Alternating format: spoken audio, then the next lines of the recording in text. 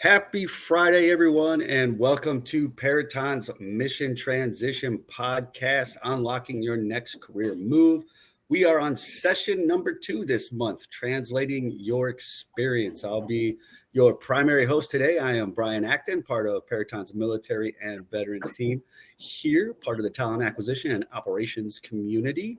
I have a couple of colleagues that I work with me as well. I do have a colleague as well, Jeff Carson, who is having some login issues right now. So hopefully he'll be able to join us here shortly at the same time. But as you can see on the screen, I do have some of our contact information, Military Connect at Peraton.com. And you can also visit our careers website at careers.peraton.com. If you're looking at some of the roles here at Peraton, and later on in today's podcast, we will discuss about communicating with us and how to get responses from us and all that kind of stuff. But we'll delve into all that as we get started. So thanks for everyone that has joined us this afternoon, and we will go ahead and kick some stuff off. We have some new things we are implementing in today's podcast, so I hope everyone is open and willing to participate today. So we'll go ahead and introduce ourselves. I'll go ahead and start with myself since I'm already speaking. So I'm Brian Acton. I'm a veteran of the Marine Corps and the Army. I have over 4 years of talent acquisition experience across just about every sector you can think of, from the DoD, the federal government, contract and corporate sectors, and just about every type of function: technical recruiter, sourcer, director of recruiting. And now I do talent acquisition in the military and veterans community here at Peraton. I'm also our SkillBridge program manager, and I've been working with Peraton for 4 years now. Absolutely love it, and don't plan on going anywhere anytime soon. So I will go ahead and hand it off to my colleague, Brent Buffington. Brent, go ahead and introduce yourself. Appreciate it, Brian. So my name is Brent Buffington. I'm retired U.S. Army. Started out as human intelligence, and then immediately right before following my retirement, I jumped into recruiting. And then once that was done, I immediately kind of picked up where I left off back in the intel world, started doing a little bit of that for Guantanamo Bay and a few other areas of interest that we had. From there, I jumped straight over into full-time recruiting and sourcing, and I've been doing it here at Peraton for almost 4 years now as well. So I love it. I've been a part of the talent acquisition for military and transitioning service members for about a year and a half now, and I absolutely love it. Thank you so much, Brent. And I will go ahead and try to do my best to do a Jeff Carson introduction. So Jeff's a retired Army veteran, over 16 years experience in recruiting in the military and veteran community. He's our transition outreach specialist. He creates a lot of new partnerships for us to really identify and attract new talent here at Peraton. He's been at Peraton for over 6 years. So the three of us you see on the screen, that's Peraton's military and veterans team here at Peraton.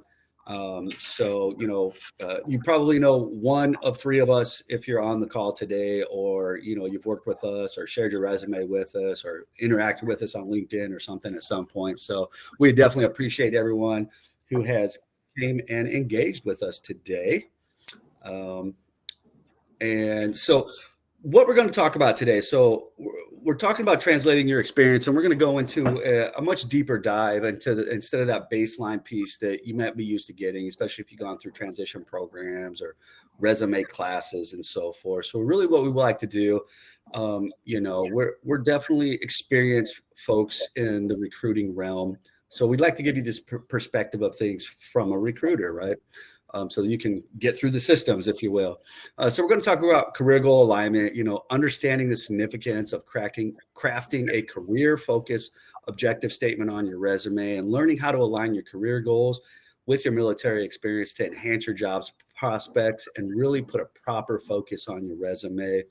We're going to go, cover a concise job overview, gain insights into, effectively summarizing your job responsibilities and achievements, and learn how to craft a better job overview that completely and compellingly represents your military experience. And then we're going to talk about showcasing impact, discovering techniques for highlighting specific tasks and measurable outcomes that vividly demonstrate your impact in your military roles and how they might relate to a civilian role. Then we're talking about quantifying achievements a little bit, learn the importance of quantifying those achievements using numbers and percentages, and discover how this approach substantiates your contributions and your success and how you can relate those to future roles.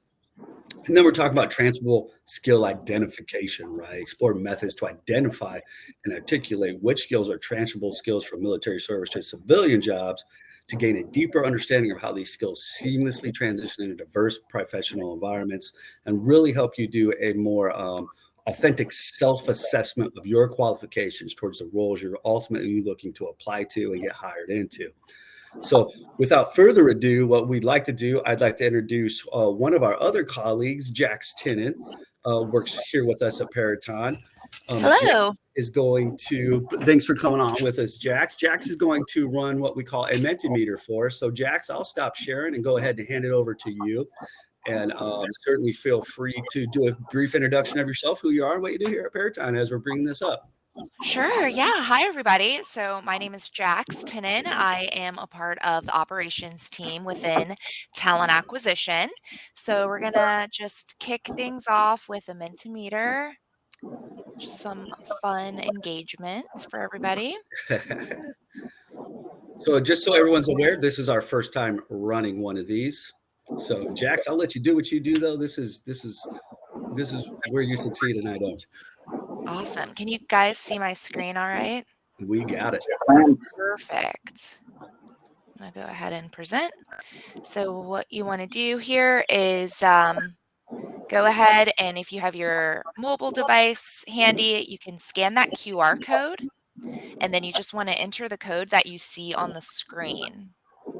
So if you don't have your mobile device handy, you can also just open another website and just go to minty.com and enter the code that way. And once you're in, if you want to give me a thumbs up, I see some people are in. Great. Thank you. Awesome. And basically what this is, everyone that's listening, we're just adding some interactive things to our podcast, right? So we came up with some questions we wanted to ask everyone that, as it relates to the podcast, what other folks might be thinking that are out there that are joining the podcast, and really might give us a better idea how to better serve you in these podcasts as well. So absolutely hoping everybody has the ability and willingness to participate. It's only 3 questions, and I find these things pretty fun. We do them here internally at Peraton. I don't know about you guys, Brent and Jax, but I kind of enjoy these. It's a good way. Absolutely. Everybody else is thinking. Oh, yeah. I love Mentimeter. It's very engaging. It absolutely is. Well, it's a good way to get some anonymous input and thoughts of what everyone else is kind of thinking, right? So, and a good icebreaker as well. Good. It is a good icebreaker at the same time, it kind of lets you know, especially when you have questions, that you're probably not alone in some of the questions that you have and so forth. So I can't really see the number down there very well, Jax, but let me know if it looks like a decent enough number that you feel like we should be able to get one started. Yeah, I can't see the number yet either. Let me see. It doesn't look, it still says 1 for me, but I see all the thumbs ups going. So. Yeah, I see a lot of thumbs up. So we'll go ahead and navigate to the next page. Let's do everyone it. Had a chance to join. All right. So when writing your resume, which of these do you find most difficult? So you should be able to click an option there. We have option 1, aligning my career goals with my military background. Option 2, writing a clear, concise job summary. 3, highlighting the true impact of my work. Or I'm not sure where to even start. I relate to that sometimes. That's the realness, though, right? Yeah. Especially, in the group that, we deal with in the military veterans team, it's a lot of transitioning folks that have spent years in the military, right? And, this might be the first time realistically ever writing an actual civilian-based focused resume. So the difficulty is there, and we do recognize it. So I love seeing the responses come in. Looks like we're just waiting on a few more people to get their responses in. Good stuff. So highlighting the true impact of my work seems to be leading the way right now. Yeah, by a landslide. Yeah. But interesting information, though. That's why, we really wanted to put this together was really, understand the audience, too, and get an idea of, where folks they believe they might be struggling the most, so that we can incorporate those things even more. Yeah. All right. All right. So we'll go to the next question. Appreciate everyone responding to that. All right. So what's the hardest part about showing your accomplishments from military service? There we go. Quantifying results with numbers or data, explaining outcomes in a way that civilians understand, remembering specific examples or results, finding the right words that don't sound too technical or vague.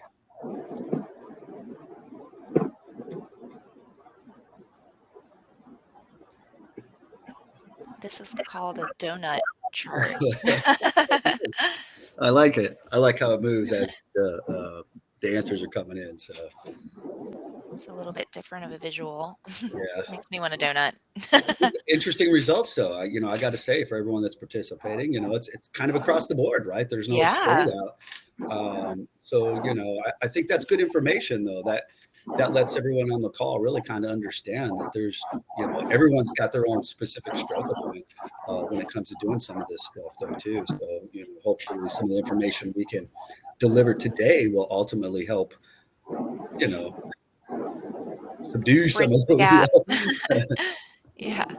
Awesome. All right. We can go to the next question. The last question. This So is the last one, right?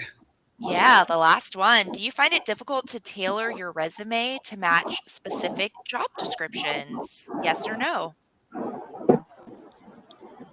And Should again, be a this lot is of all yeses in this anonymous. one. Yeah, yeah. Be honest. We don't judge. I mean, let's be real. It's not a super easy task all the time. So, Yeah. but that's where I think a Absolutely. lot of the information we'll present will cover how do you do that more functionally. Awesome. Looks Well, like I we're guess that's still a missing standout. a It's bit. yes. Yeah. There's probably like 7 more responses out there. And maybe you don't know. That's okay too. I'll just give you a couple more seconds or so.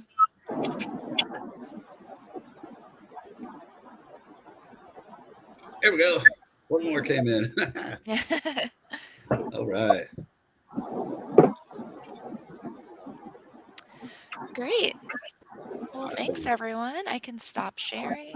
I appreciate it. Thanks for joining us today, Jax. We really appreciate you jumping in and running this Mentimeter for us. I think it's really great information we just gained from that. So absolutely appreciate it. And thank you so much. You're very welcome. Have a good day, everyone. Thanks, Jax. Thanks, Jax. All right. So here we are back at it. So I hope everyone can see, back on the PowerPoint slide for today's information we're going to deliver. So I really enjoyed that. I hope some other folks were able to gain some insight from that and really see that, if you are struggling with this process or finding issues that keep arising or those type of things, at minimum, you can glean from that you're absolutely not the only one. There's no designated formula that makes this absolutely the perfect way to do it every time.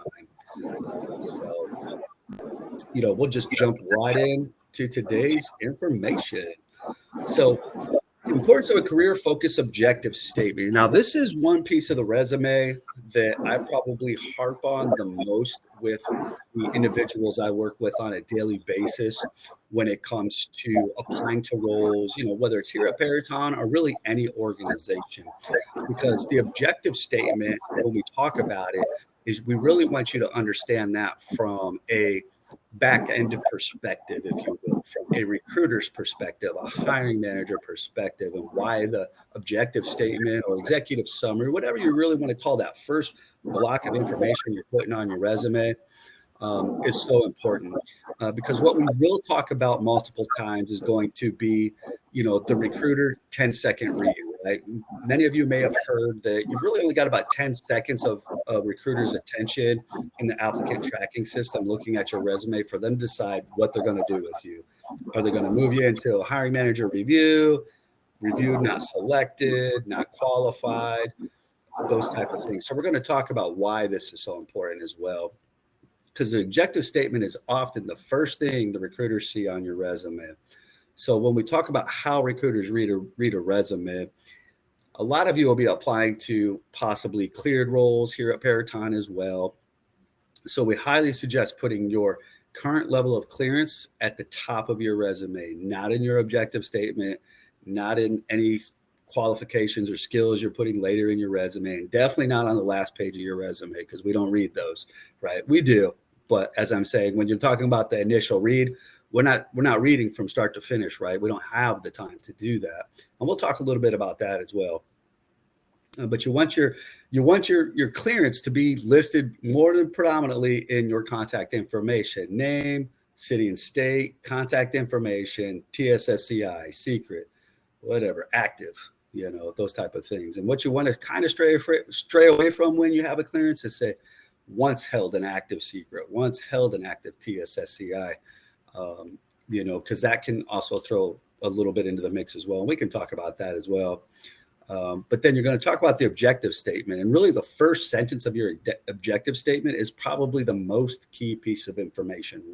And why is that? Because it's going to tell us who you are, what you do, how long you've been doing it, and what you want to do next. So when you start looking at objective statements, and Brent and I have seen a lot of objective statements, right? Or executive summaries. And a lot of times they just deliver too much information, right? So when you start looking at service members who are transitioning or senior executives and those type of things, we'll tend to put too much in there. I'm a transitioning, lieutenant colonel from the Air Force with skills in human resources, logistics, operations, organizational management. That's too much. Because technically you can't really be an expert in that much, right? Let's be real. You may have touched some of those things, but you're probably not a logistics expert, if you will, if just because you served in a logistics command or something like that.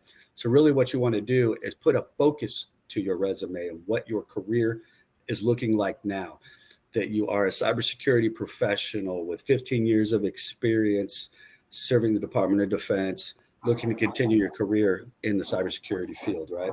That tells us exactly who you are, because the former statement doesn't tell us enough to determine exactly who you are. It's too ambiguous as into who you are, what you do, and what you're trying to do. So it makes it a guessing game, right? So you want the clarity of purpose in that, right? You want it to demonstrate your clear career direction and goals. So if we have to think about it and we have to guess, you're already in bad shape, right? Because we don't do that.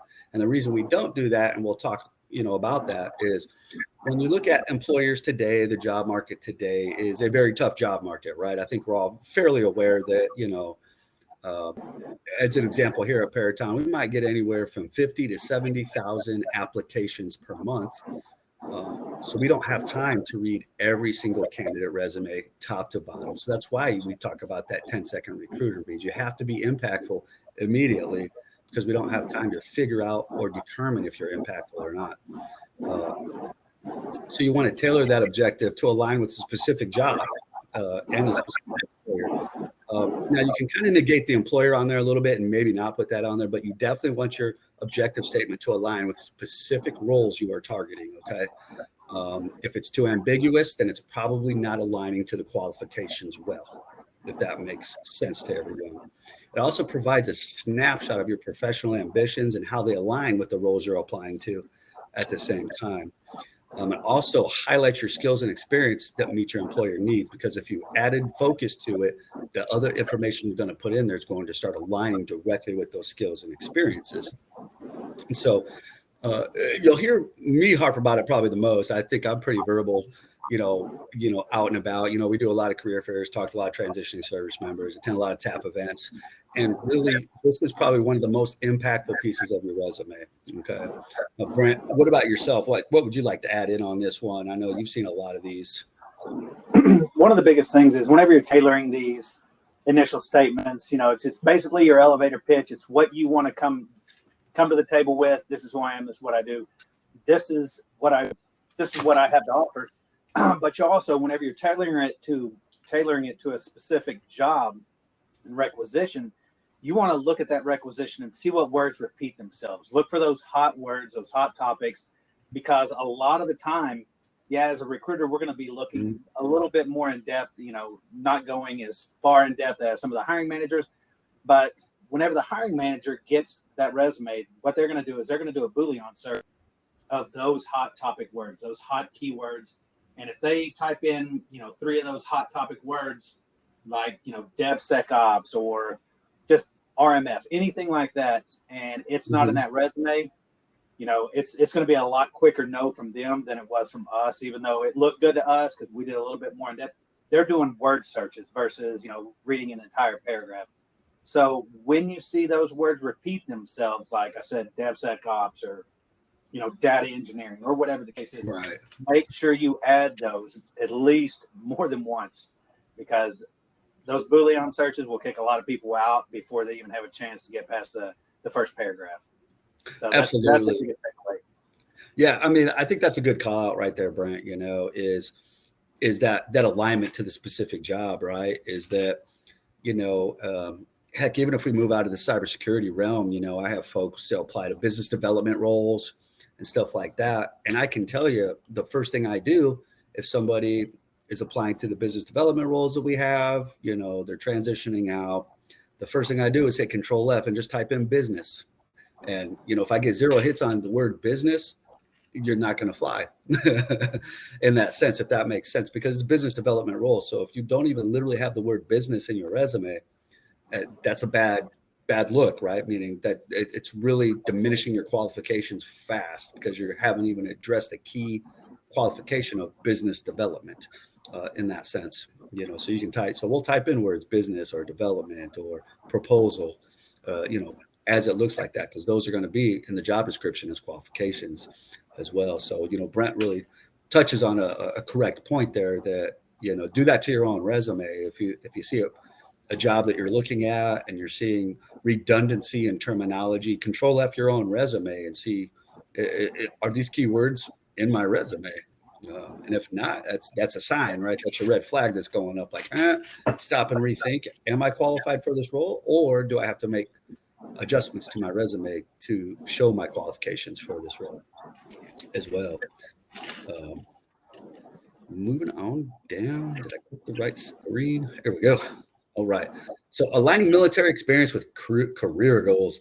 This is where we talk about the transferable skills, creating relevant experience, providing unique perspective, engaging in that demonstrated success, adding value with continuous learning in your particular skill set. So transferable skills, emphasize leadership, teamwork, problem-solving skills acquired in the military. But when we talk about relevant experience, match your military roles with the job requirements.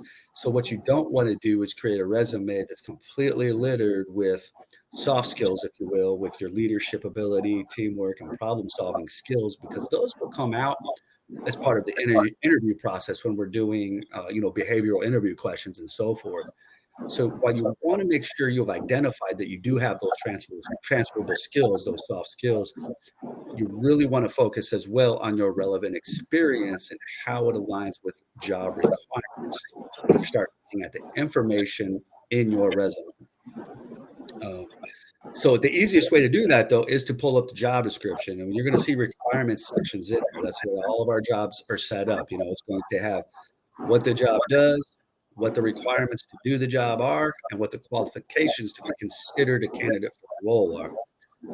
So when you look at those requirements sections, you're going to see pieces of information, ability to create, spreadsheets to present to the customer or something. We're putting some of these basic things out there. So many roles, we can almost come up with a million different kind of requirements. When you're looking at your resume and you're seeing key pieces of requirement information and you Control F your own resume, do you have that information in your resume? Because that's what we're going to be looking for. So you want relevant experience based off the job description that's in your resume. But you can also create that to create a unique perspective on how you can transition that information into a civilian role, with that mission-oriented approach. Because a lot of times, a lot of our job descriptions are going to tell you who the customer is you're supporting. What government agency or Department of Defense arm are you supporting with a particular role, so you can add that particular context in there at the same time. And certainly share accomplishments and results that translate to the civilian job market. Meaning, you certainly don't want to talk about being on patrols in Afghanistan or Iraq or those type of things. You want it to be relevant information to a civilian job market, though, if that makes sense. I'm sure it does to most people on the phone, but you'll be surprised what we see in resumes. So one method I usually try to have folks use is the TAR method. Similar to the interviewing piece, we talk about the STAR method. I usually tell folks maybe leave the situation out because it's situation, tasks, action, and results.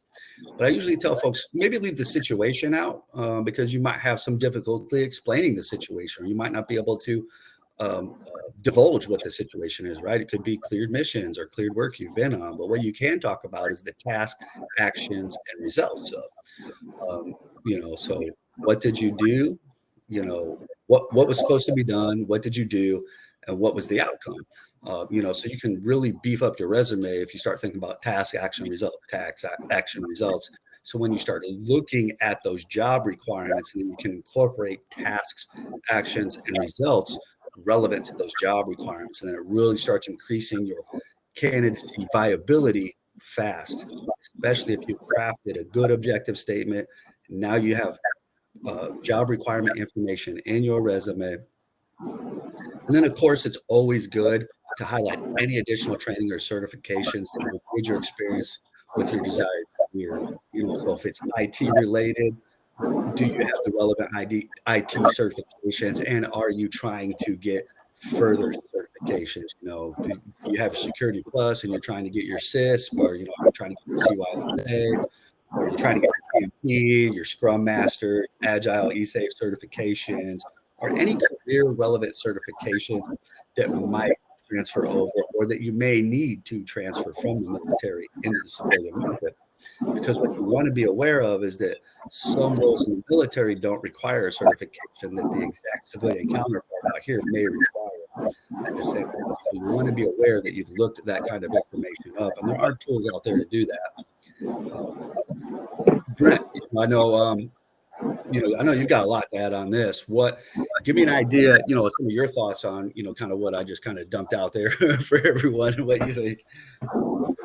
The biggest one that I always, and hold near to my heart is a continuous learning, continuous education. One of the things here at Peraton is we definitely love to see people grow. We love to see people that are like, hey, you know what? I have a bachelor's or I have a master's in this, but I'm going for my second master's, or I have these 12 certificates, but I'm actually in line and in the middle of, this course for these other 5 or 6, even though they don't have anything to do with your current job. But you're showing that you're still learning. You show you have a desire to continue that education. And that's one thing that that we love to see, and hiring managers love to see that. And I'm telling you, as far as growth, that will set you above your peers in a heartbeat. And it honestly, it looks amazing, because that just sets you up for other positions. Because once you're in Peraton after the first, I want to say in 6 months, Brian, you can actually transfer to other positions, not just within the state. You can travel nationwide. If there's a position that you see that you want to do, we actually have programs that call Family First, things like that. And we will throw you in those positions as long as you're 100% qualified for them, just because of those additional certs and those things that you have. So definitely one of the best things to do. And with that being said, throw a graduation date on there. Hey, I'm in the middle of studying for my State Plus, Sec Plus, Net Plus, whatever they are. I'm getting my certificate on this date, December 2025. They love to see that stuff. So absolutely. That's a good shot. That's a good tag in on there though, Brent, because I've certainly spent plenty of time talking to folks, and they were 2 years away from getting, pieces of their requirement. Because as Brent mentioned, a lot of our roles may have some of those education or certification requirements on it. And we may still call you if you don't have it, if you're by the time we actually would be able to start you in that amount of time, you might be able to attain it anyway, that type of thing. But I've certainly talked to folks that, thought, like, hey, you're about to get your degree though. it's November, you're about to graduate in December, like, oh no, I still got 2.5 years to go because they put, graduating with, type thing. So, Brent hits a key point there as well. Let's see, moving on. Enhancing job prospects through alignment. So increased relevance. So employers do appreciate a clear connection between your experience and their needs. So that's where we really start talking about creating that focus, right? You'll hear me say it many, many times throughout today, and pretty much every podcast that we do, or even anything I do in person, I talk about all the time. Focus, focus, focus. It has to have a focus, because anything too ambiguous, we don't play the guessing game. We don't know what you're trying to do, and we can't ask everyone what their intention is all the time. So creating that clear connection between your experience and their needs is huge, and that's where reading those job descriptions, because I believe that's next month's podcast, is decoding job descriptions, where we talk about all the information we put in job descriptions, how to decipher it, and how to incorporate yourself into those job descriptions. So if you're planning on staying with us and coming back next month, everyone that's on the call today will get an invite. So please come to that one too. That's one of my favorites. I think that one really touches on how to better create that connection between your experience and an employer's needs. But you always want to look at that, reading that job description, meaning like if you're talking about what that mission is supporting, because we will have that in a lot of our roles at the top, like who it's supporting. It's supporting SOCOM, CENTCOM, STRATCOM, those type of things. So creating that connection, if you've done work in those type of commands or the agencies, or you've been support personnel to a particular agency while working at that command, being able to create that connection is huge as well. And, like we talked about earlier, an aligned objective statement shows your readiness to transition smoothly into civilian work. Meaning, because if you've left it too ambiguous, it says you haven't put possibly enough thought into actually what you plan to do when you get out. So keeping that focus also says you're ready to transition into a particular role, because it's identifying to us that you've identified what you're trying to do, instead of asking us to identify what you're fit for. And to give you an example of where that comes in, as Brent and I have worked with thousands of transitioning service members at this point, we couldn't tell you how many times Brent tell me, if someone has sent you a resume, here's my resume, tell me what I'm qualified for at Peraton. I have no idea, dude. Right? You're like, I don't know what you're qualified for. I can look at your resume and read it, but you know your qualifications, man. I don't know your qualifications. I can maybe spend an hour making some qualified guesses by reading your resume, but ideally you should know what you're qualified for at Peraton, right?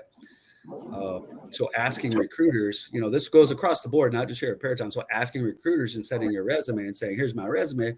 What am I qualified for? Dude, we got 800 jobs open. I have no idea which one of these 800 jobs you're going to qualify for. And if you want me to go look through all 800, I don't have time to do that. So as you can start to see how that starts to present yourself, right? So doing all this also helps you stand out and differentiate yourself from other candidates by clearly connecting your military experience to the role. Because we are a huge veteran participating organization, right? So 25% of our workforce, roughly, give or take, we're a large company, so it fluctuates as anything else, but roughly 24% of our employees are veterans. So being able to clearly make that connection is huge. And once you've created all this information, you've read the requirements, you've created relevance, you've done your tasks, actions, and results. You've created a really career-focused objective or executive summary statement that's going to help you target your applications. Because we have personally talked to many of folks where we say, well, what are you looking to do? And they're like, I'm not really sure. I can do just about anything. And I'm a jack of all trades, right? It's ingrained in military folks, right? Or veterans, you just tell me what you want done and I'll figure out how to get it done. Awesome. But that's not what we do here. We hire industry ready professionals that compete with other industry ready professionals for that role. So you either have to be qualified or not. So you have to have a focused objective statement that ensures your resume speaks directly to the job you're applying for. So doing all these other things will help you target the roles you're applying to at the same time.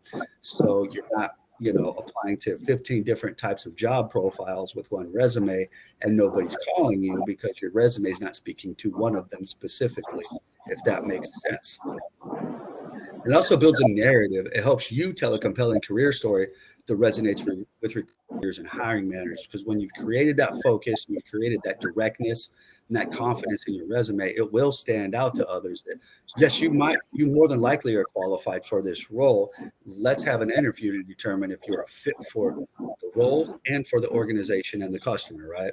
So that's where that narrative is so important, by enhancing those job prospects by the alignment of your resume to yourself, your career goals, and what your intentions are at the same time. So this one's a big one right here, and it's difficult to do at first. I don't think we're not brushing over it like it's like, it's too easy, just do this and you got to figure it out, right? This will take time to master at the same time, but as you start to do it effectively at the beginning, you'll start to see your resume become tighter and tighter and more functionally focused towards the roles you're ultimately seeking at the same time. So this one's a huge one right there, though, too. When this is the end of the game, if you will, as far as putting all this information together and making it work for you in a functional capacity, right? Brent, anything to add on this particular slide? One of the things that I always see, and I hear you and Jeff say continuously, at least once or twice on every podcast, is don't ever be afraid to reach out to somebody. Research the company, see who the TA reps are, see if they have a military transition team. And I promise you reach out to one of them, you're going to get an email back or, a message on LinkedIn back and be like, hey, I'm looking, or I'm a transitioning service member and I have a question about this, or can you help me? How would you word this? And I've never turned anybody down when they ask me a question like, well, I'm trying to figure out how I should, how it's more appealing, to a hiring manager whenever I'm writing these narratives or whenever I'm doing this. And I've never turned anybody down. I'm like, well, this is how I would do it based off of your resume and what I can see on paper, and I'll help them reword it. And then I'm like, now make it yours. Take what I've told you and what we've done together, kind of shape it and mold it, build it into your story. And it's been a great success. So don't ever be afraid to reach out to somebody, especially within the company. You can get on LinkedIn, research Peraton, see who works there, reach out to some of the TA members, reach out to myself, Brian, or Jeff. And I promise you, we will definitely give you a helping hand. Massaging resumes is something that everybody, well, let me back up. Massaging a resume and kind of making it more appealing is not everybody's strong point, and it's definitely taken me years and years to do it, kind of like writing an NCOER. Nobody jumps right in and they're like, oh my gosh, I can write an NCOER with the best of them. Years of practice and getting, red ink all over those. So definitely reach out, ask for somebody else's perspective, somebody else's help. And I promise you, you'll get it. So that's one of the biggest things I can say.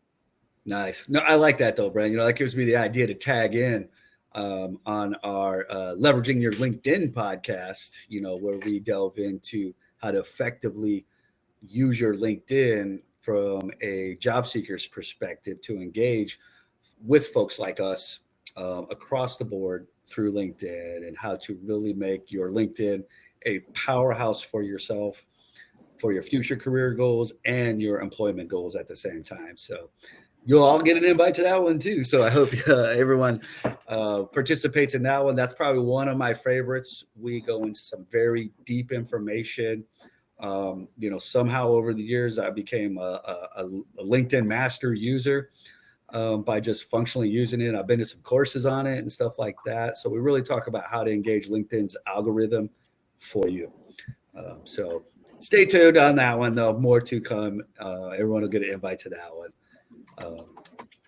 So quantifying achievements, this is where you can take some of those military experiences and put it in some hard to see, easy to read information, right? So data-driven evidence. Anytime you can throw anything that uses numbers, percentage, or other quantifiable data, substantiate your achievements, absolutely put it in there. But also make sure you're thinking of the task, actions, and results, where you can say, this is what we were to do, this is what we were supposed to do, this is what we did, and these are the results. So anytime you can add that and also include numbers, absolutely do it. Benchmark against standards, compare your achievements against industry or organizational standards to highlight excellence. I don't think most of us are find that too hard to do, but just make sure you're doing it in there. We all know that, if you're tasked of doing 10 of something, you do 15 or 20 of it, you'll beat the standard by doing these tasks, actions, and results. And that's how you did it type thing. Certainly engaging or explaining your impact over time as well. Demonstrate how your contributions have led to a sustained success over time. But make sure, one thing I want to highlight on that specifically is the word your. Okay. So at some point you want to stop focusing on my team, the team, a team, you. So we want to know, what did you do? Not your team, not the people you managed or led all the time. Sometimes we want to know, what were your contributions? What were your task actions and results that led to this success over time? That type of thing. So that's where you want to stop taking some of the ambiguity out of it. What was your expertise in this particular field, not your team's expertise or someone else's expertise in that sense. ROI and efficiency. Showcase how your efforts led to cost savings, efficiencies, improvements, increased return on investments, those type of things. That kind of goes with demonstrating that impact over time. Certainly mention any awards, recommendations, recognition you received because of your achievements in that sense. But I also caution, if I may, to put them in a more civilianized term. We all know Brent and I obviously know what a meritorious service medal is for getting, great results on a personal award.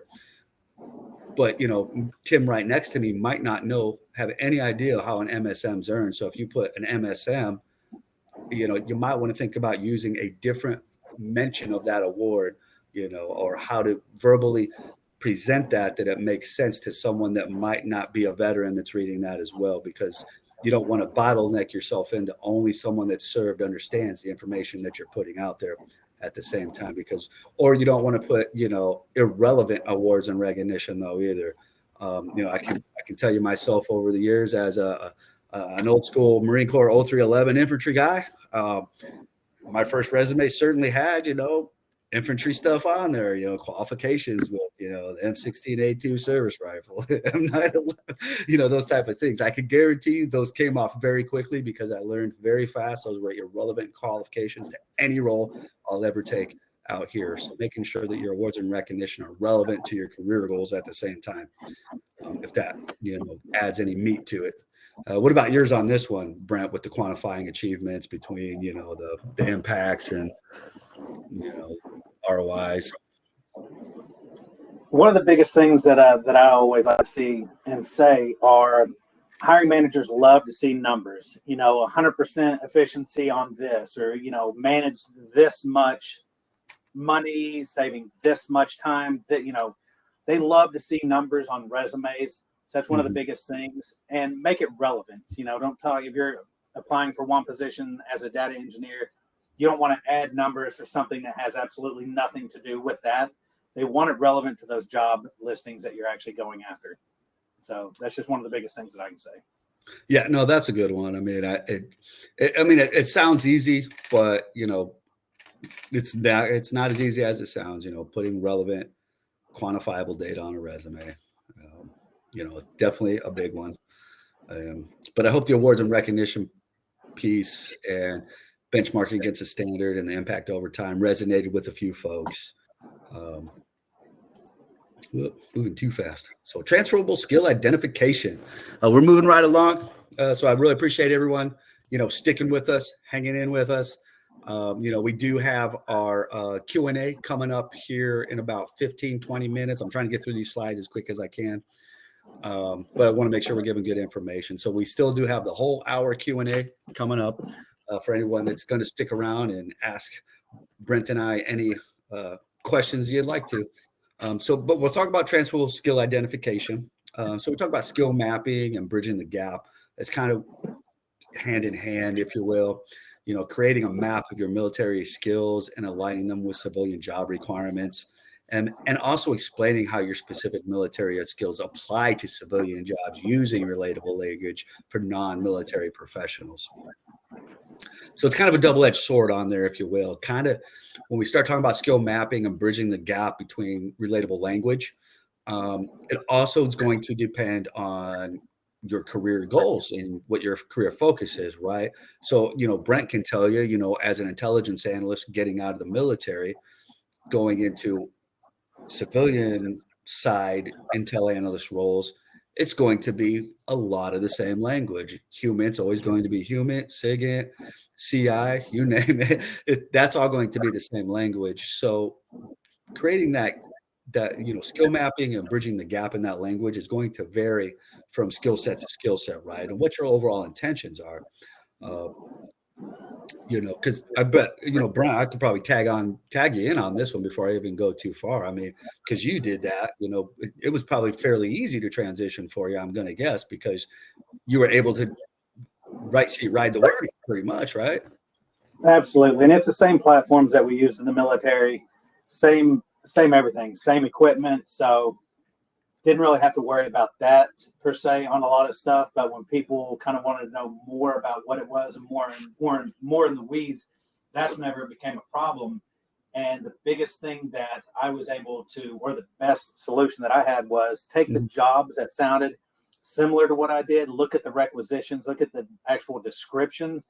And then that's how I would say, well, let me put what I did in the military based off of that description and see if they're the actual same thing. And there are actually websites. There's, I think, 2 good websites out there that will help you bridge that gap and tell you, as a human human, or whether you're counterintelligence, there's actual websites that you can type that in and they'll tell you the exact definition for a civilian role that it is for the military.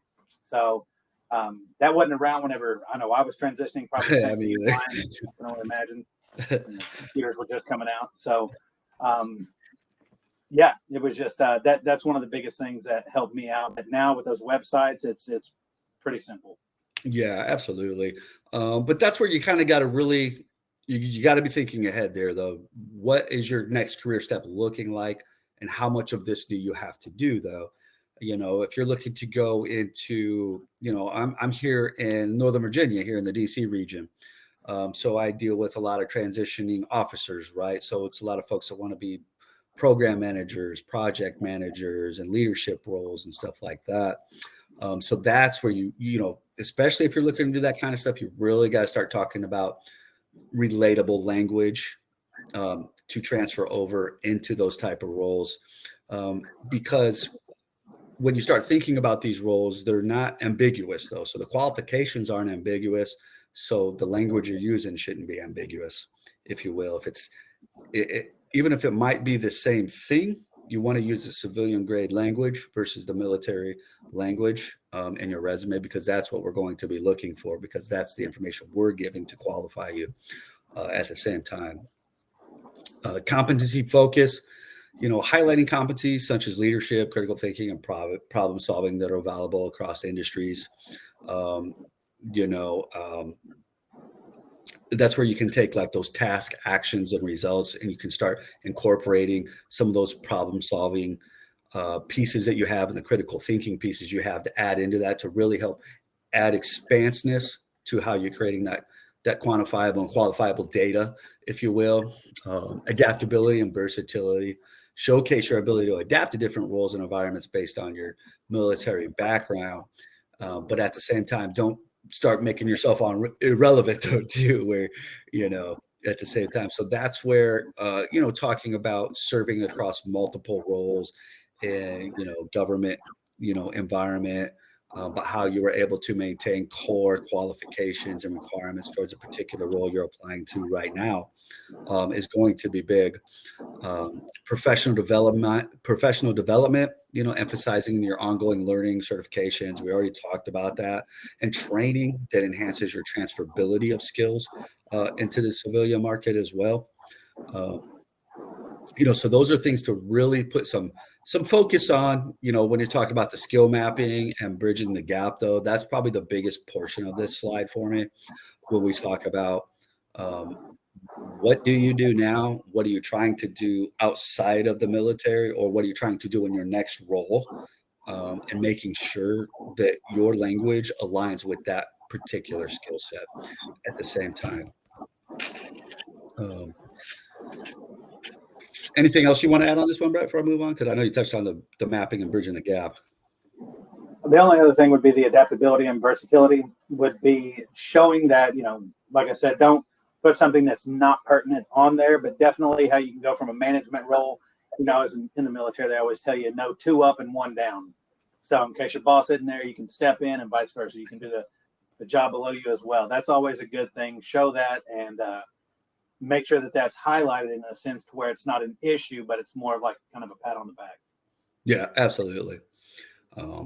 And that's where, just to add a quick on top of that, I think Brent said something that really kind of jogged my memory, was relevancy when you start talking about doing what Brent's talking about.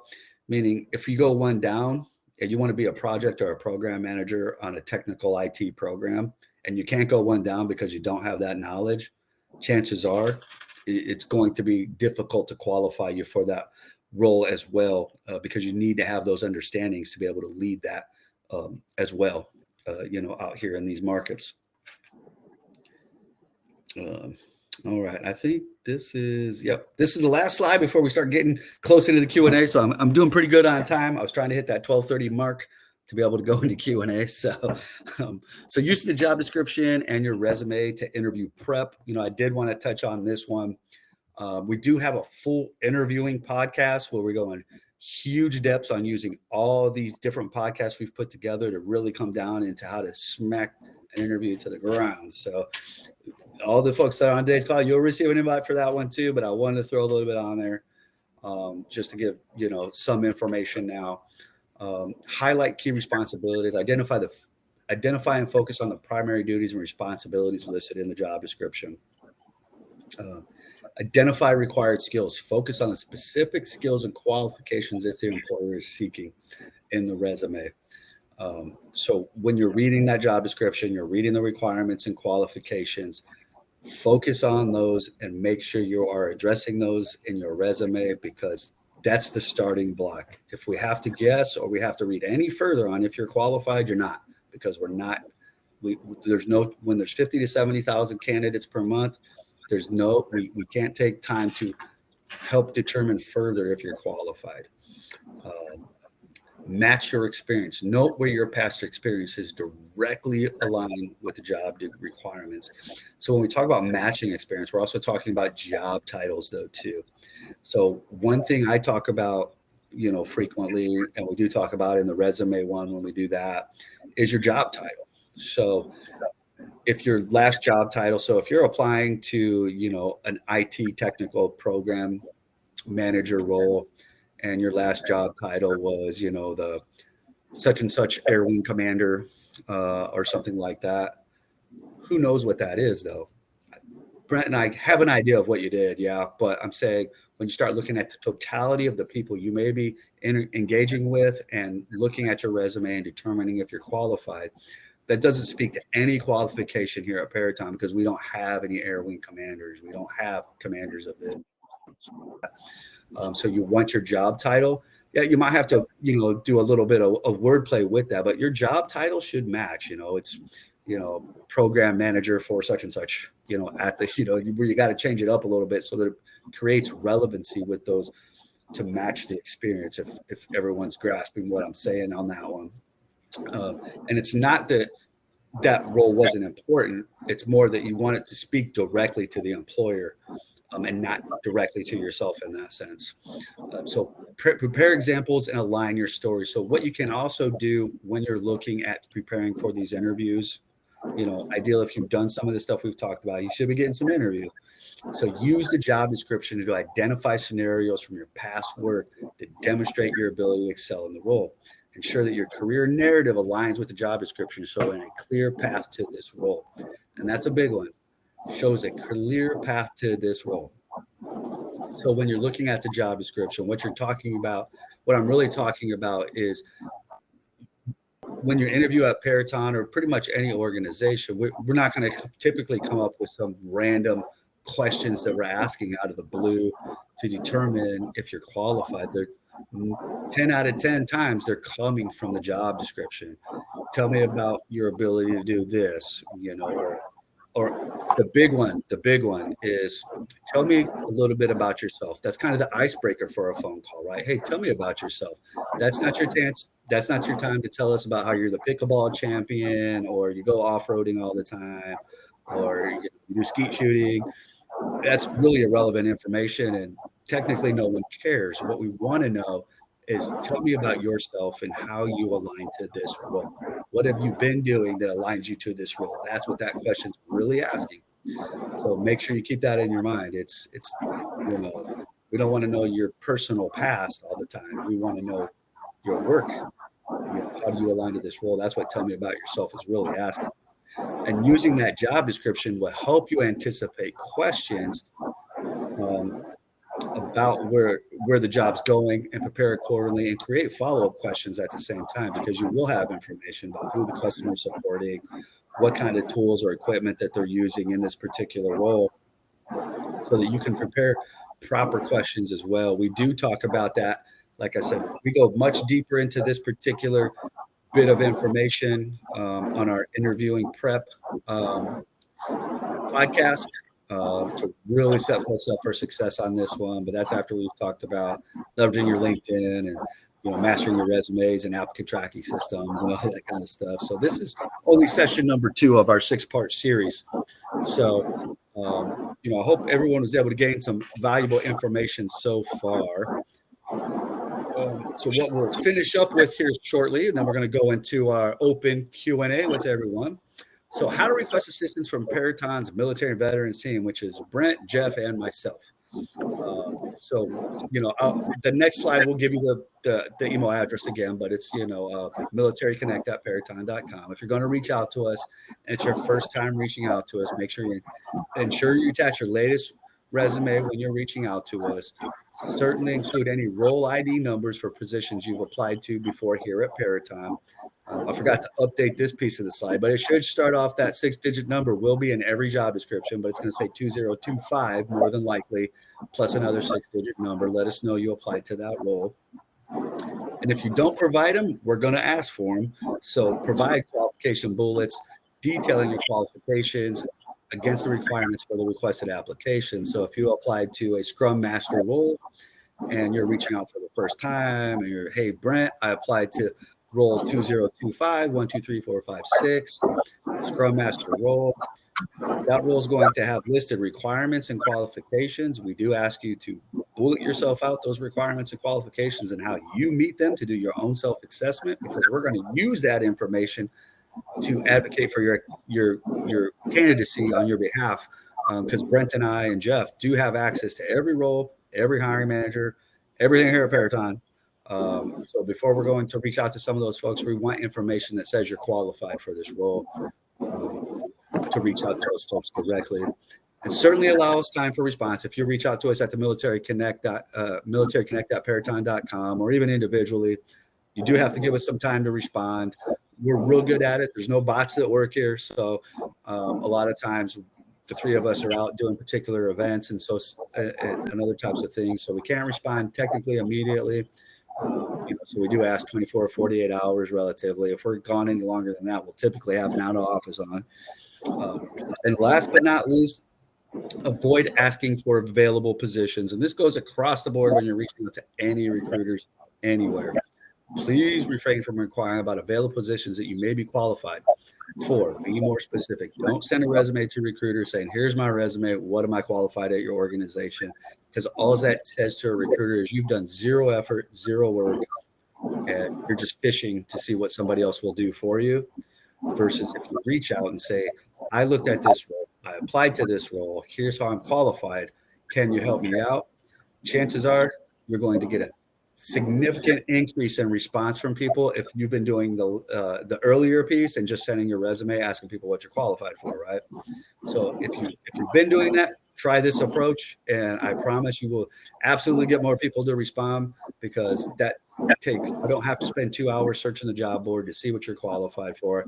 And we'll tell you why we don't do that, because it doesn't work. Meaning if I send my resume to Brent and I say, Brent, tell me what jobs I'm qualified for, Brent might spend an hour and a half searching the job boards, gets my clearance and that kind of stuff. He's going to send me 4 roles. Hey, Brian, what do you think about these 4 roles? well, Brent, I don't want to work for that customer. And you know what? I don't want to work in Tampa either. So he just spent an hour and a half for nothing, where the candidate should be doing that in the first place, right? So you should be researching all these things that you want so you can refine your search to the things that you want and you've applied to at the same time. So once again, so conclusion, I'll just touch on this real quick. We talk about the career goal alignment, concise job overview, showcasing your impact, quantifying achievements, and transferable skill identification. Then I added in a little tidbit on prepping for the interviews as well. So I hope everyone has enjoyed the information that we've discussed here this afternoon. So this will basically conclude the information that we're going to present forward, and we will move into the question and answer phase where it is wide open. You usually got 3 of us, but it's just Brent and I today. So you can drop any questions into that chat box you want up there, and we're more than happy to answer them to the best of our ability.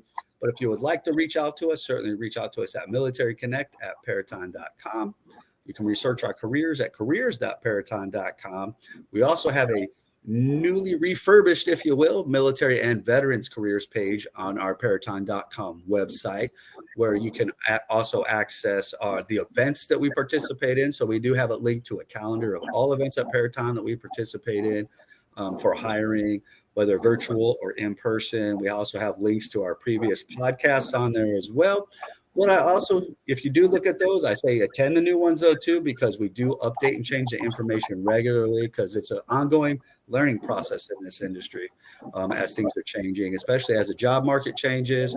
So last but not least, if there's anything I can add on this, if you are struggling right now to find your next role, take no heed. You are not the only one. It's a rough job market right now. We know that.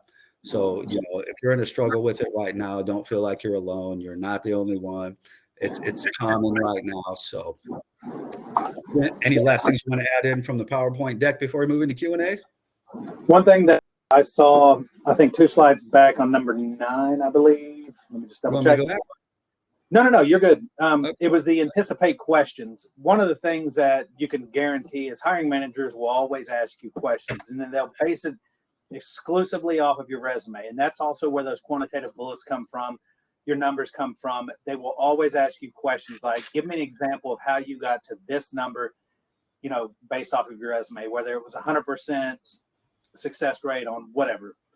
You can guarantee that those hiring managers are going to ask you those questions, and they're going to base it directly off of that resume. They're going to ask you from a individual contributor, then they're going to ask you as a team, and then they'll ask you as a managerial perspective on how you got to that number. And even if you weren't the manager, they'll be like, well, how would you have moved forward with this to get that result if you were the manager? Or if not, if it didn't work, whatever the question is, they're always going to ask you those 3 different ways of how you came up with that number, from an individual, a team, and a manager, because I want to see how you're going to answer those. And I want to see how you perform and what kind of direction you would go, not just as an individual, but as a manager as well. So you can always guarantee that's going to happen. I've been on multiple interviews where I'm just a fly on the wall, because I like to hear the different aspects that every hiring manager has to offer.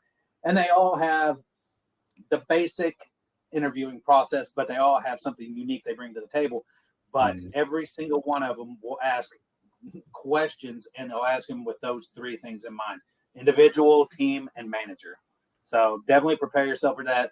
And that's one of the biggest nuggets that I've taken away and given people moving forward. And then always the last question that you should always ask in an interview, and this is one of those that you kind of need to shape and mold and turn it into your own words, but it needs to be along the lines of, is there anything that I have said or done during this interview process that would keep me from getting this position, or that would knock me out of the running of getting this position? So that was one of the biggest things that I've noticed that have always been a success, because a hiring manager will straight up tell you, either no, like you've done everything 110%, you seem like a great candidate. We have 5 other interviews coming up where they'll be like, well, you were lacking in this area, you were lacking in this area, your strong emphasis in this area, but it handicapped you for this. They will be 100%. That's where they will give you that feedback. If you don't ask, you're not going to get that feedback. And in my opinion, that's not what you want. You want to have that feedback. You want to set yourself up for success, because that next interview you have, you'll be able to kind of expound on those areas that you were lacking that you didn't explain. Mm-hmm. So, sorry, I didn't mean to kind of go off on that No, one, but good information, man. Good information. No, absolutely.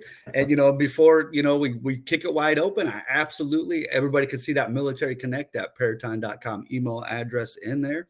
So personally, I don't like doing surveys, but if you enjoyed today's presentation, absolutely send us an email letting us know that you loved it, what we knocked out of the park. If you were like, you guys were awful, most boring people we've ever heard talk, send us that too. We'll get a good kick out of it anyway. We're certainly making fun of ourselves.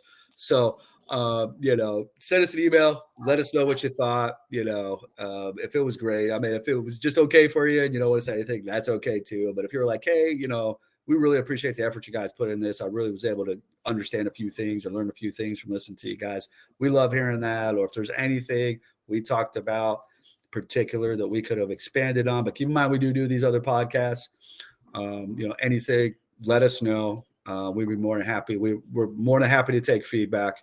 It's always about what you guys need. Right. So without further ado, here we go. We are live on Q&A. So you got Brent and I till at least 1:30 p.m. Eastern Standard Time. So ask any questions in the chat you would like to ask. Brent and I will be more than happy to answer them to the best of our ability. So Evan says he applied. You're asking the right guy. I'm the SkillBridge guy here. He said, you said you applied for a SkillBridge role a little while back. What is the timeline as far as hearing back, interview, etc.? And what I can tell you right now is we don't have a wide open SkillBridge program, if you will. So we don't do cohorts. They're done on an individual basis as a need for a program or parts of the organization exist. So particularly right now, most of our SkillBridge internships are done on a by name request basis, meaning that you're working near one of our Peraton programs out in the field and you're engaging them and you're letting them know like, hey, I want to come work for Peraton when I get out. I do exactly what you guys do here. Can I do a SkillBridge internship here? So I do a lot of those, but we don't have an open SkillBridge option at this time where if you've applied, I've got 15 programs that I can send you to that will have a SkillBridge opportunity for you.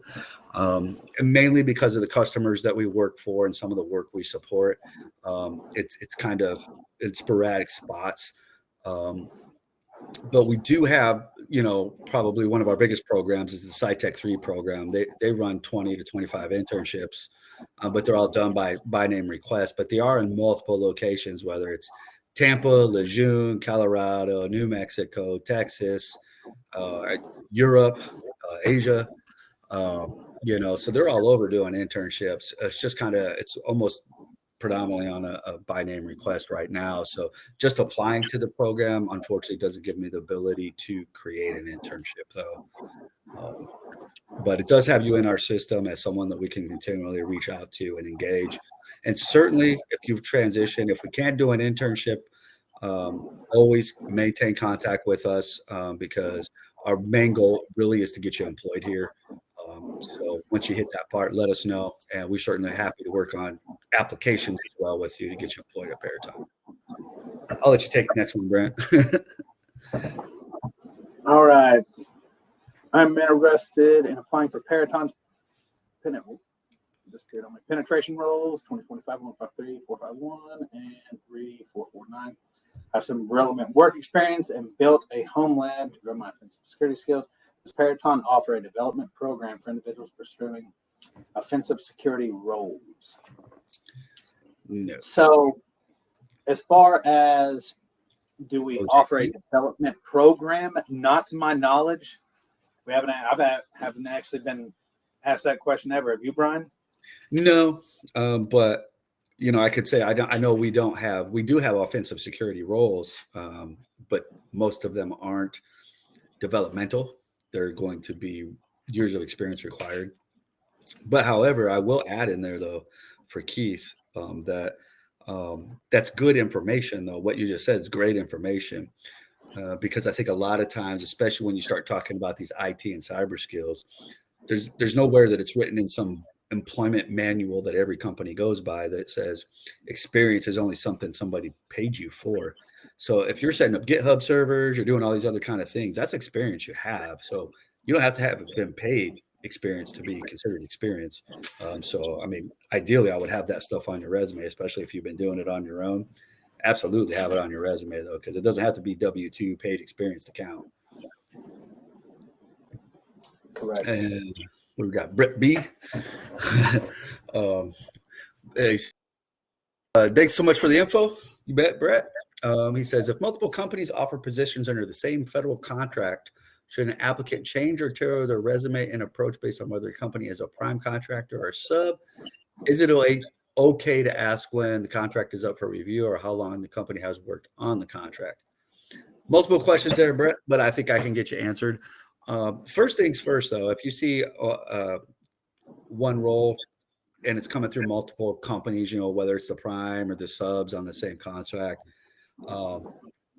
technically, I would just vet companies then at that point on which one you actually want to work for, because you always want to look at the other benefits, right? So, Peraton as our own, we're a prime on 95% of our work, right? So, there are subcontractors that we might have on particular work that actually might pay you more money than we would. But however, you got to start looking at the benefits package though, too, meaning are you getting 20 paid days time off? Are you getting federal holidays paid for, or those type of things? Because that's a real thing out here. I don't know if anyone else on the call has experienced, but I personally have as a contractor back in the day, worked for an organization that had, did the whole, you can take time off whenever you want, but they don't tell you up front at that time though, too, but it's unpaid though. So you don't get paid if you take the time off, but you can take off whenever you want. So who does that, right? Who takes unpaid time off for a week? Not necessarily. I mean, people do, but not terribly much, or unpaid holidays, or that you can't work, during holiday breaks or something like that, or they force you to take time off during slow periods between certain holidays, like, Christmas holiday and New Year, those type of things. So those other benefits are going to be the biggest function of that one. And is it okay to ask when the contract's up for review and how long is left on the contract? Absolutely. Not everyone will know though. So keep that in mind.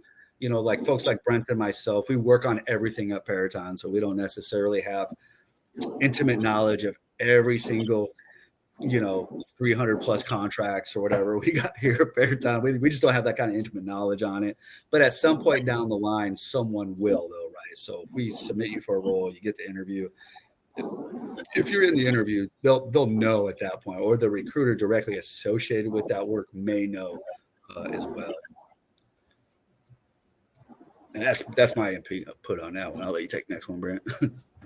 So this one's under Dexter. Dexter wrote into a role, but the acquisition was canceled. Does your resume stay in the system for that role or a similar role? So what happens whenever a role gets canceled, the way I've always seen it done is you get purged into that new position that they cancel, or the new position that they opened up. A lot of the times whenever those get canceled, it's because the government says, well, it's me position, but we can actually downgrade that to a senior or a mid position. So they'll actually delete that position completely because we can't go in and edit an existing position. The government doesn't allow that anymore. They want a completely new one made. So the new requirements will be on there. And yes, your resume will actually be purged into that new position. And especially if you were accepted into that role, that TA will always pull your resume and your application for that previous position and throw it into the new one. So if you would like me to look into whatever position you're speaking about, definitely throw it in the chat, or you can hit me up on LinkedIn and I can look into it and give you an answer on it. Absolutely. All right. You good on that one? Yes, sir. Okay, cool. I didn't want to interrupt you. So Jason Anderson said, does it help to have a Peraton employee referral to improve my chances to get an interview? 1,000,000%. It does. So, basically here at Peraton, though, too, we do have some internal pieces, so as an example, if you do an employee referral, we do require employee referrals be reached out to on a 100% basis, even if it's to tell you that you're not qualified for the role, that type of thing. So getting an employee referral is absolutely going to improve your chances on getting an interview. However, what you do want to make sure is that you've done all the proper, qualification pieces for yourself on that role, though, because what we can't do is change the qualifications just because you're an employee referral, though, too. And the reason for that is, I'll address that a little bit, is when we list these qualifications and it says you have to have 5 years of experience in this, or you have to have this certification. It isn't Peraton that's saying that you have to have that. It's the government entities that we support that say we can't hire you unless you have 5 years of experience in this and this certification. We can't have much play on that. Meaning, like, if you're 2 months away from maybe having 5 years of experience, we may be able to get an exception from the customer. But at the same time, you would have to be a wow candidate, at that same time. So keep that in mind. But absolutely get the referral. That's the best way. And if you're still applying to things, it still doesn't hurt to contact, Brent, Jeff, or myself directly, because we can still further advocate for those applications, going forward as well. What else do we got? Looks like Evan says, how soon before my final day on active duty should I begin the application process? Fantastic question. It's going to be a little bit industry different, but if you're depending on the work and locations and so forth, I have a pretty hard number at 90 days to start applying. Any longer than that, pretty much I could say, unless you've got someone deeply ingrained in the upper echelons of that organization, almost no company hires 3 months in advance of, longer than 3 months in advance of when they really want someone to start, because they're probably losing money every day someone's not in that role.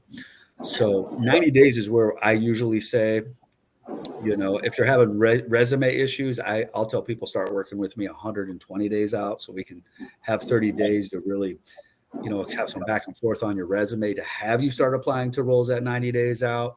And the reason for that is, by the time you apply, we get you, reviewed, get you interviewed, get you offer. There's only going to maybe then be about 45 days until you can start, which is typically I can get more doable than if it was going to be 2 or 3 months before you could start. I don't have a lot of programs that'll bite on that.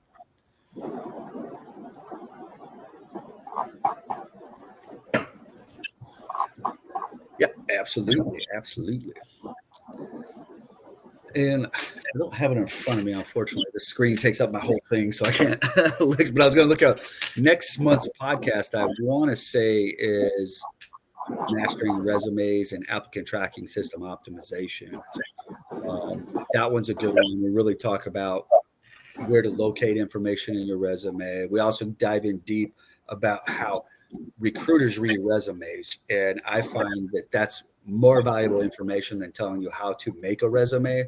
We strive on telling you how people like us read resumes and how we do it, how we read them fast, because you can imagine that 50 to 70,000 applications per month. We don't read 50 to 7,000 resumes. That would drive somebody insane, right?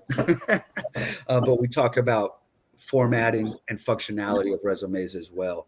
So it doesn't necessarily go into how to, create content in your resume, as more as it goes into building a functional resume that works for applicant tracking systems, for sharing with folks, and easily accessible and read by recruiters, and will help you push forward in some of these processes. We'll get any questions. Feel free to ask any questions. Anybody that's left on the call. Let me see how many people we might have hanging out. We still got a good amount of people on the call. You want to answer Evan's question, Brent? Sure. I'll pull it right back up. Can we apply for a TS with Poly if we currently have a TS SCI? Will Peraton help with getting the Poly? So that's a great question. And the answer to that is, if in the requisition anywhere it says ability to obtain the Poly, absolutely 100%. But if in there and it says required TS/SCI with Poly, stop, just because that's coming directly from the government. But if it does say ability to obtain, Peraton will actually put you in that seat, and we will get you that poly.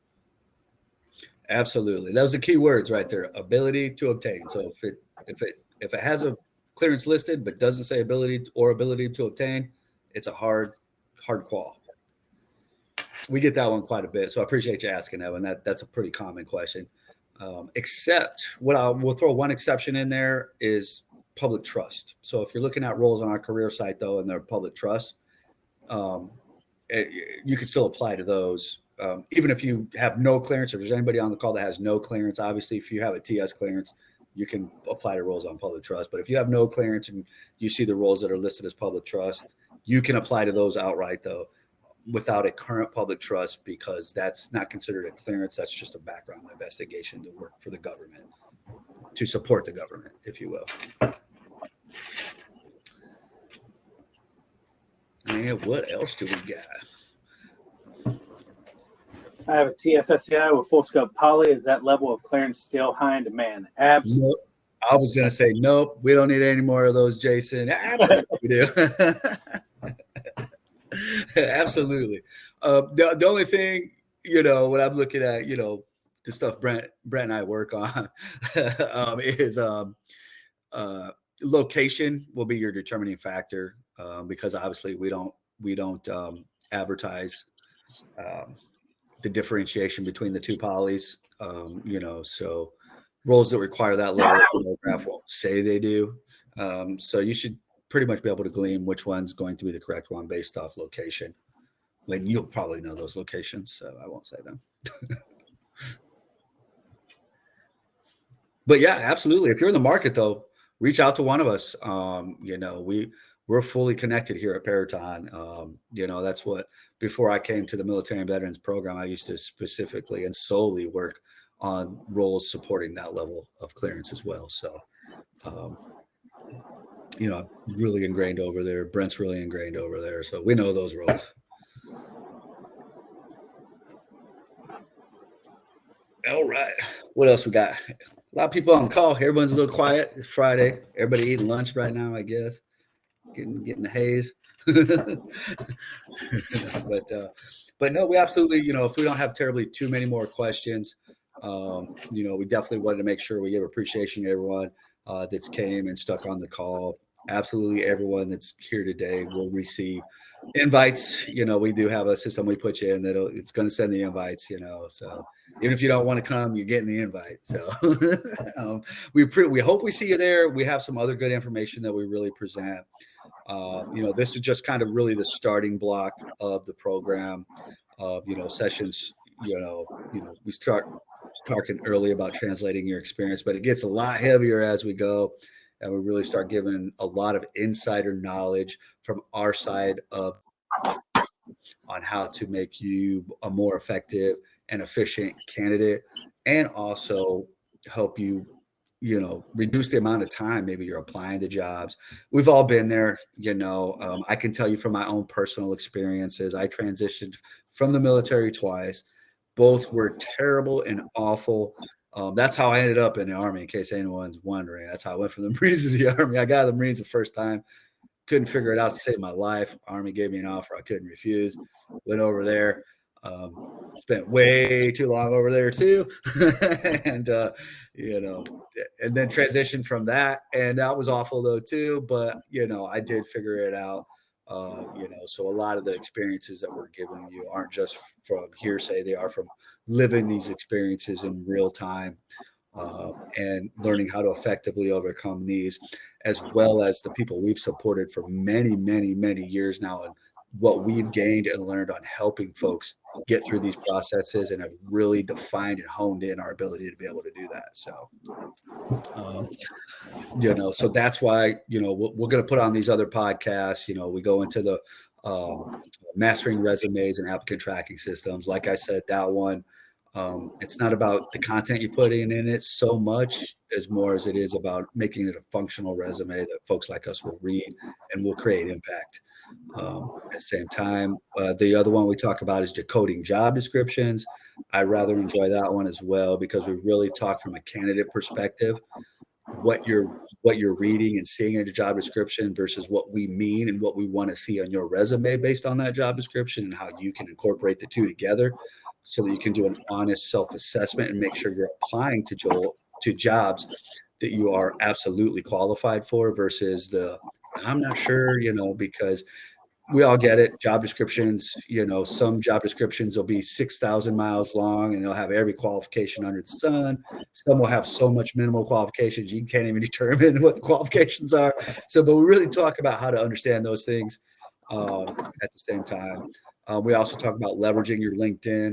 That one was my absolute favorite, though, because I find LinkedIn to be one of the most powerful platforms for your career, not just as a candidate, not just if you're looking for a job, not just for just doing some social media stuff, but it can create a lasting career impact.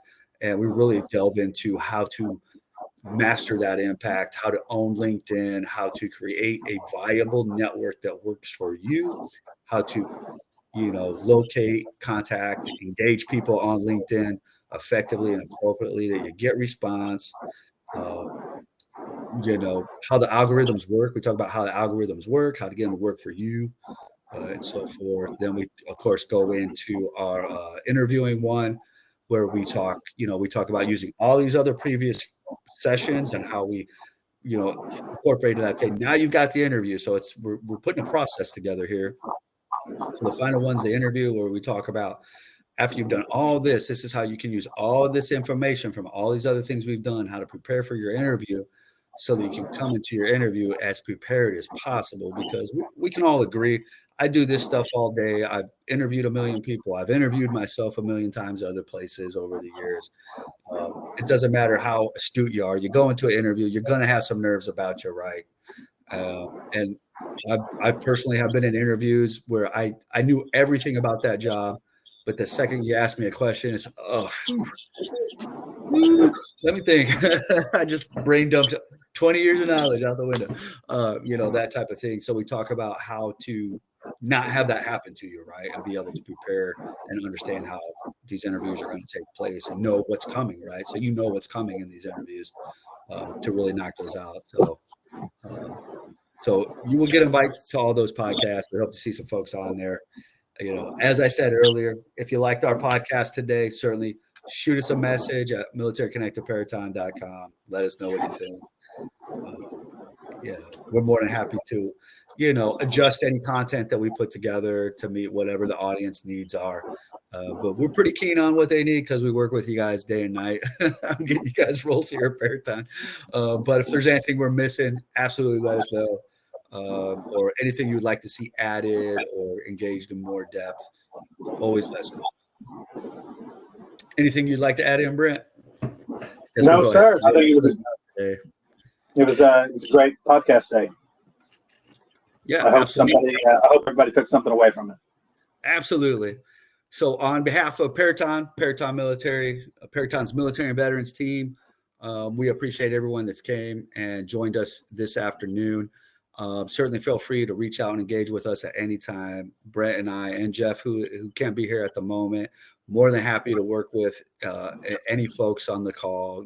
Obviously we are the military and veterans program, but we can work with anyone at the same time. We have no problem helping other folks out either. That's just our primary focus at the same time. Military spouses, veterans, transitioning service members, dependents, anybody looking for a job, really, we can help out. The information we're delivering today is really relevant to everyone, regardless of where you're at, in that sense. So, but appreciate everyone that's came on today. And we look forward to seeing everyone next month, if possible, when we put that on. Of course, I don't have the date in front of me either. I'm ill prepared for my own podcast, but I appreciate everyone coming on this afternoon. And on behalf of Paraton, we appreciate and thank everyone. And we will talk to you next month. Thank you.